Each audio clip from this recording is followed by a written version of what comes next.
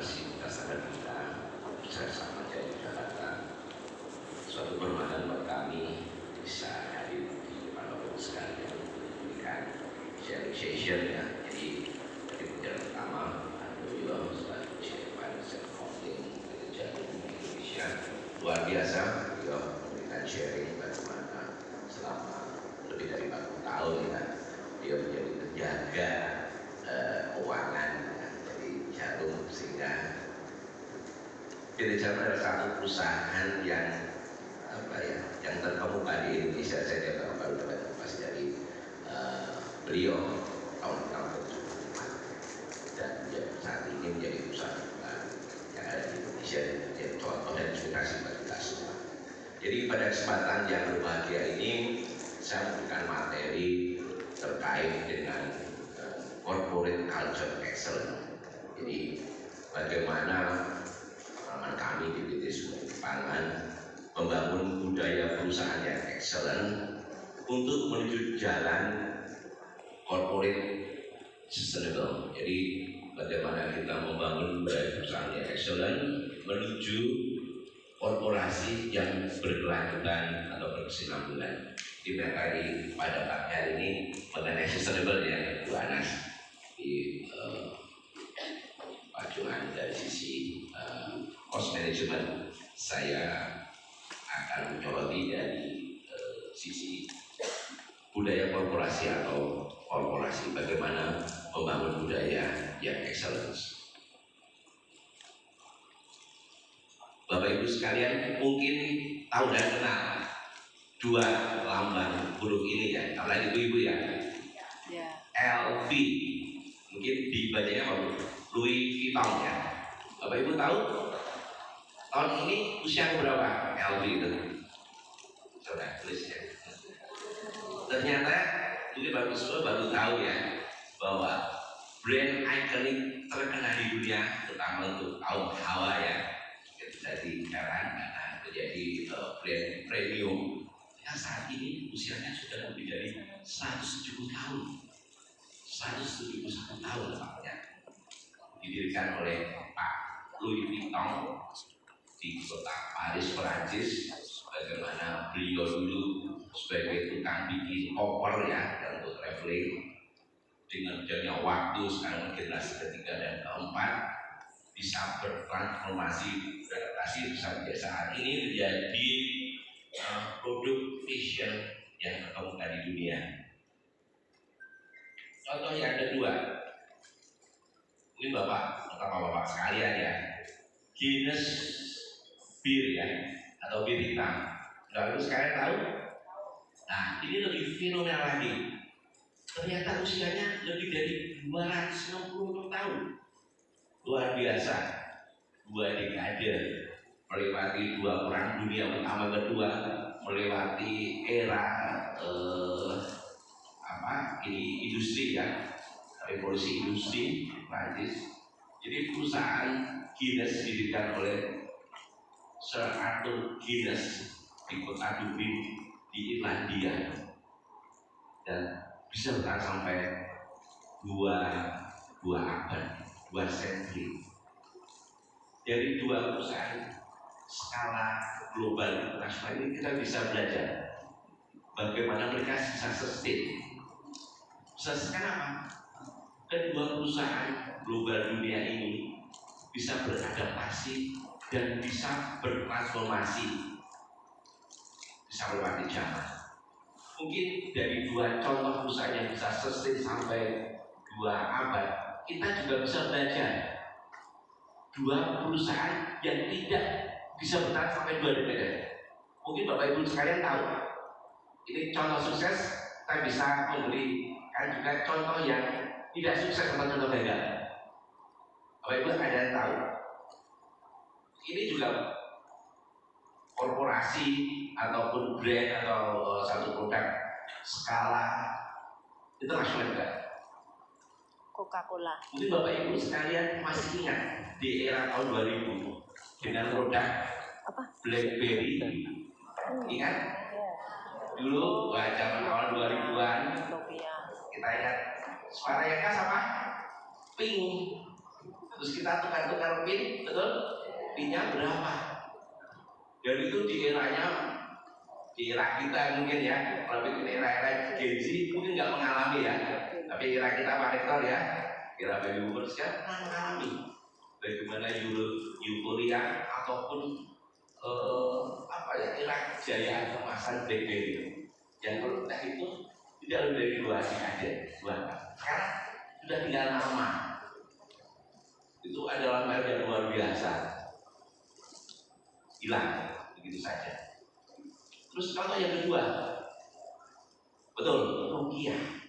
Era sebelumnya Nokia, mungkin eranya apa? Nokia pisang ya, Nokia N5110, era banana. Itu adalah handphone pertama. Jadi Pak Andoy ceritakan bagaimana cara komunikasi dimulai dari telepon wartel, itu juga telepon koin Pak, kemudian dimulai telepon GSM. Salah satu pionirnya adalah Nokia. Handphone sudah emas sekarang tinggal gelarnya ALM atau Almarhum ya. Itulah dua contoh perusahaan yang tidak mampu beradaptasi, tidak sustain. Belajar dari dua perusahaan yang sustain dan dua perusahaan yang gagal, kita bisa mendapatkan satu inspirasi, satu insight. Bagaimana kita membangun budaya korporasi supaya kita bisa sustain melewati masa melewati dekade bahkan melewati senturi atau abad. Kami belajar kalau dari kebutuhan kami di Sumber Pangan, kebetulan kami adalah salah satu pendiri. Tahun ini kami tahun ke-24, Jarum 74 Pak, beda 50 tahun. Kita doakan juga nanti Jarum bisa melewati satu senturi ya, atau apa? Kami pun bisa menjadi apa Pak? Jejak. Karena apa yang dilakukan itu kita budaya yang benar. Bagaimana kita membangun budaya yang penuh integritas. Jadi sempat tadi sebelum kita diskusi kita pemanasan diskusi keuangan dekanan ya, bagaimana kita mungkin satu corporate atau budaya korporasi. Budaya korporasi itu adalah top down dari founding father.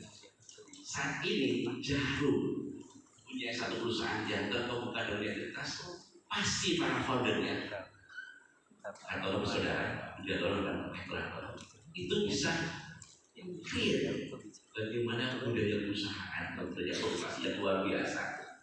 Beliau bisa mendidik value yang sampai sekarang generasi kedua, generasi Pak Arman, generasi Pak Victor, Pak Martin bisa menjadi suksesor. Dan tadi Pak Adoy juga tentang sampai 42 tahun. Value itu tidak akan kita harus sepakat, karena membangun corporate culture atau budaya korporasi harus diberi contoh oleh para founder dari atas. Sebagai founder yang dalam ini bisa sebagai panglima perang di awal-awal perusahaan ini mulai, dia harus bisa lead by example. Dia harus bisa memberikan contoh nyata. Berikutnya, founder atau itu harus bisa create culture standardization. Dia harus bisa meng-create satu standarisasi yang bisa menjadi budaya perusahaan tersebut. Dan yang ketiga adalah walk the talk, atau tim manajemen dan founder harus bisa menjalankan apa yang dia katakan, dia menjalankan apa yang dia buat. Di situ akan terlihat bagaimana nilai atau value dari domain tersebut, nilai integritas, teamwork, dan inovasi. Visi perusahaan akan secara konsisten dijalankan di semua level, dari paling atas dan sampai paling bawah. Dari situ teamwork, loyalitas, kepercayaan diri atau confidence dari seluruh stakeholder perusahaan tersebut akan meningkat. Dan akhirnya akan kita teamwork yang luar biasa atau teamwork yang mempunyai jiwa pemenang. yang kami hormati, dalam upaya membangun budaya korporasi atau corporate culture, semuanya dimulai dengan visi dari founder, visi dari pendiri tersebut. Dari visi kemudian akan keluar dari bentuk act atau aksi. Aksi dan harus kita lakukan, kita ulang secara biasa, tetap menjadi habit atau kebiasaan. Habit yang kita selalu terus secara konsisten, terus kita lakukan secara budaya. Disitulah sequencing atau urutan bagaimana kita membangun corporate culture atau budaya perusahaan. Ada quote yang menarik dari Pak Peter Drucker ya. Budaya bukanlah apa yang kita katakan, melainkan apa yang kita lakukan setiap hari. Itulah. Jadi kalau cuman itu bukan come from the heart atau kita lakukan sehari-hari, itu namanya pencitraan ya Pak ya. Atau tebak pesona. Itu jadi para itu ya calon legislatif kita kalau mau pilkada maupun pilpres ya Pak ya. Nah ini bukan. Kalau kita itu dalam rangka membangun budaya, karena bukan membangun citra atau pencitraan ya, tapi itu membangun budaya. Kita lanjutkan. Visi adalah arah bagaimana founder itu menentukan kapal besar itu kita bawa kemana.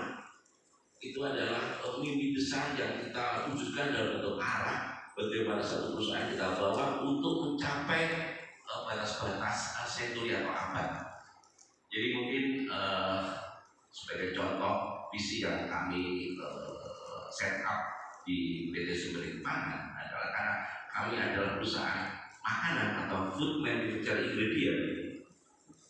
Kami harus menjadi perusahaan fast food yang bisa memproduksi produk yang unik, halal terutama untuk makanan, dan kita sebagai perusahaan di Indonesia 10% muslim dan Indonesia dan negara Timur Tengah Afrika itu menjadi peran utama, dan yang pasti harus aman untuk konsumsi dan harus memberikan nilai tambah atau kontribusi untuk customer kami, baik untuk global market atau perusahaan nasional atau perusahaan global atau perusahaan lokal. Karena perusahaan kami tidak sebenarnya adalah perusahaan yang bisnis to bisnis. Kami bukan maksudnya konsumen B2C, tapi kami B2B. Sehingga visi kami adalah mengkreat atau membuat produk yang bisa memberikan kontribusi untuk customer pelanggan kita dalam industri pangan, baik perusahaan lokal maupun perusahaan global.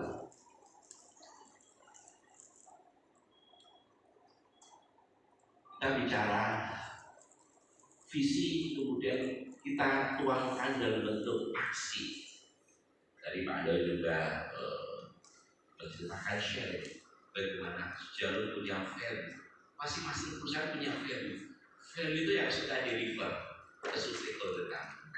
Dan kami perusahaan makanan, stakeholder kami adalah karyawan kami sendiri, kemudian tim manajemen, customer atau klien kami, kemudian vendor ataupun pemasok kami, maupun pihak ketiga yang akan menjadi bagian integral dari bisnis kami yang berkelanjutan. Jadi contoh value itu akan saja kita jadikan code of conduct.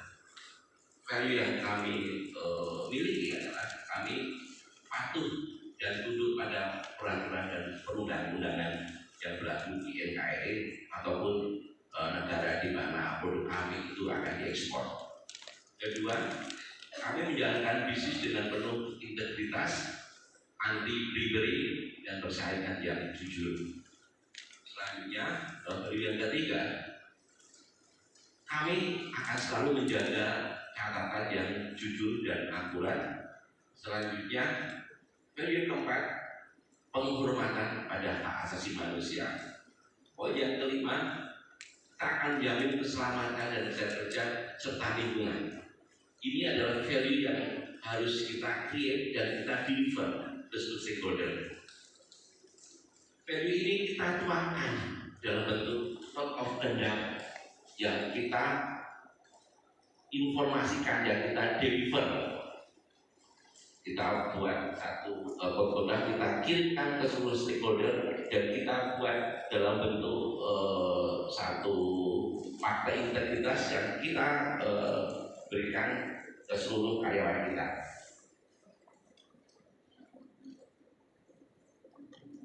Jadi setelah kita melewati tahap aksi, selanjutnya kita buat dalam bentuk habit. Habit itu adalah satu kebiasaan yang harus kita lakukan terus-menerus. Jadi habit yang kita lakukan terus-menerus terbentuklah satu culture atau budaya. Budaya inilah yang harus kita lakukan secara konsisten supaya itu bisa menjadi satu bagian yang kita semua pahami seluruh stakeholder yang ada di korporasi tersebut. Selanjutnya setelah kita melewati 4 tahap dari visi, aksi, habit, kemudian culture, yang penting adalah kita harus bangun sistem. Semua 4 aspek itu kita ikat dalam bentuk sistem yang harus kita bangun bersama.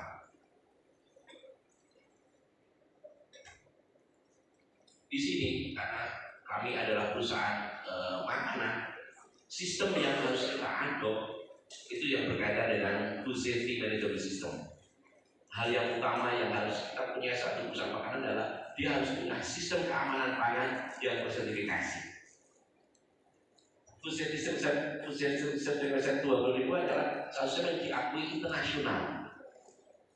Itu kita harus adopt untuk memastikan bahwa korporasi atau perusahaan kita benar-benar comply dengan sistem yang diakui secara internasional. Kemudian kita melakukan check up manual dan prosedur. Kita selanjutnya membangun teamwork sebagai the winning team. Kami sebagai salah satu pengguna quote-unquote jasa akuntansi merasakan bagaimana kami adalah, kalau mungkin dalam sepak bola dia adalah back terakhir atau pelan terakhir ya Pak, yang memastikan. Kalau kita bicara bisnis, ujung tombak adalah di marketing ya Pak. Dia bagaimana dia harus mencari omset, dia bagaimana membangun brand. Tapi yang utama adalah bagaimana uang yang sudah kita kolek dari pelanggan itu kita kelola. Kalau mungkin PT Jarum tidak punya seorang Pak Hando ya sebagai CEO dan konten yang tangguh, mungkin sudah kebobolan ya Pak ya. Jangan sampai kita omsetnya 3 triliun, tapi pengelolaan 4 triliun Pak, boncos kita. Jadi poinnya adalah bagaimana sistem kontrol dan brand itu harus kita benar-benar lakukan, dan itu harus dilakukan di korporasi tersebut. Peran dari tim accountant yang tangguh, yang kuat itu memastikan bagaimana uang itu bisa dikelola dengan secara bertanggung jawab ya Pak ya. Ini pentingnya karena salah satu aspek pengelolaan keuangan itu satu perusahaan itu bisa bertumbuh berkelanjutan ataupun sustain ataupun dia akan tinggal sejarah, itu bagaimana mungkin tim financial accounting.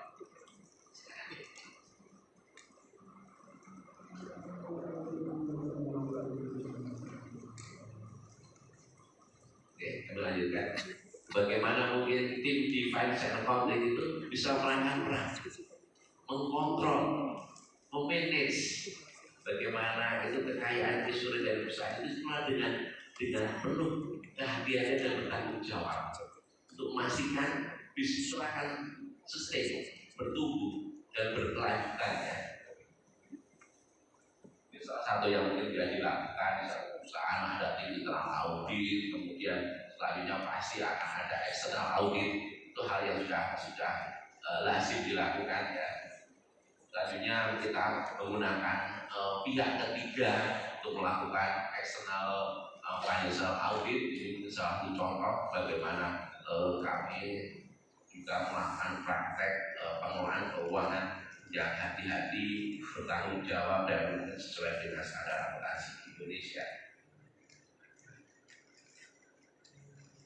poin utama yang harus dipunyai oleh satu korporasi untuk memastikan satu korporasi itu sustain atau berkelanjutan, berkesinambungan, memastikan bahwa budaya perusahaan itu dijalankan bertanggung jawab dari level paling atas sampai bawah. Kita harus bekali juga dengan sertifikasi. Kenapa sertifikasi? Untuk memastikan bahwa perusahaan itu secara sistem itu terkonfirmasi yang dilakukan oleh lembaga sertifikasi body pihak ketiga yang mempunyai reputasi internasional. Sebagai contoh, kami mempunyai sertifikat Safety System Certification tahun 2000 yang dikeluarkan oleh TÜV Jerman. Jadi ibarat kita mau berkompetisi di tingkat global, kita akan ditanya oleh customer, kamu punya sistem apa? Begitu kita seluruhkan sistem awasi tahun 2000 dan kemudian SEDEC itu terkait dengan pengelola bagaimana sosial audit kita lakukan secara bertanggung jawab dan kita punya sertifikasi memadai, itu akan menjamin produk kita itu bisa diterima di pasar global. Selanjutnya sertifikat halal pasti ya, yang terkait dengan keamanan produk, ada GMP, ada ACCP, NKB dan sebagainya. Ini adalah satu prasyarat yang harus dipunyai perusahaan untuk memastikan sustainable itu akan terjadi. Nah, satu hal lagi mungkin yang akan saya sampaikan, bagaimana sebagai seorang founder, seorang pemimpin itu bisa memimpin teamwork, memimpin seluruh anggota tim member, karyawan dan semua yang mungkin terlibat di dalamnya mencapai apa yang visi dari founder itu yang dia tetapkan. Ada local wisdom yang luar biasa oleh Bapak Pendidikan Nasional kita yang mungkin dari Jogja Istimewa juga, Pak Ki Hajar Dewantoro. Beliau mengajarkan 3 hal yang utama ya, bagaimana mungkin seorang pemimpin itu bisa menginspirasi dari apa yang disampaikan oleh Pak Ki Hajar Dewantoro itu. Yang pertama, pemimpin itu harus bisa beri keteladanan. Ini disampaikan beliau dalam bentuk kopi tutur Jawa yang ingarso surodo. Ingarso artinya adalah seorang itu harus bisa beri keteladanan. Ini value yang harus dipunyai oleh seorang founder atau pemimpin untuk memastikan corporate culture itu bisa berjalan. Tentunya Imajo Mangun Karsyo ya, itu sudah tahu ya. Jadi si pemimpin ini, si founder ini harus bisa berkolaborasi dengan tim member. Bagaimana bisa mengkolaborasi value ataupun visi yang sudah kita bersama itu bisa berjalan. Dia bisa kerjasama dengan tim member secara efektif sehingga bisa mewujudkan apa yang menjadi visi yang sudah kita bersama. Dan yang ketiga adalah untuk mulia dayanya. Seorang pemimpin harus bisa mengencourage, bisa mendorong seluruh anggota tim membernya bisa meng-create apa yang menjadi kekuatan utama, kompetensi yang dia punya itu bisa memberikan kontribusi yang terbaik dalam organisasi itu. Jadi itu sharing session yang saya sampaikan terkait dengan PT Sumber Pangan. Mungkin waktu dan tempat kami saya. Terima kasih teman-teman sekalian.